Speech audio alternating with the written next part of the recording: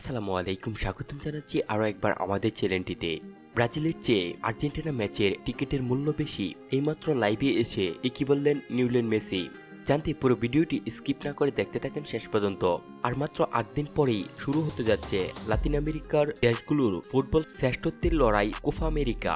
Copa এবারের আসরটি একটু আলাদা, অন্যরকম হতে যাচ্ছে। শুধু দক্ষিণ আমেরিকায় নয়, খেলছে উত্তর আমেরিকার 6টি দেশেও। জুনের 20 তারিখে শুরু হতে যাচ্ছে এই আসরটি, অনুষ্ঠিত হবে মার্কিন যুক্তরাষ্ট্রে।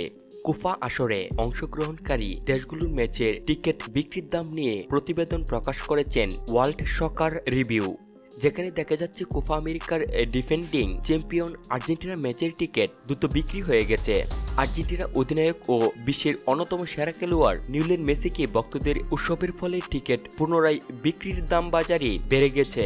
লাতিন আমেরিকার ফুটবল সংস্থা ক্যাবেলের অন্যান্য দেশের আর্জেন্টিনা ম্যাচগুলোর জন্যই টিকিটের দাম বেশি নির্ধারণ করা হয়েছে।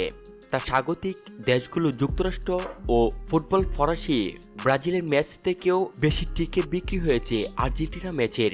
টুর্নামেন্টে আর্জেন্টিনা উদ্বোধনী ম্যাচের টিকিটের প্রাথমিক মূল্য $215 থেকে শুরু করে, যা বাংলাদেশি টাকায় 25,000 টাকা, যা দ্রুত বেড়ে $280 পর্যন্ত গিয়েছিল।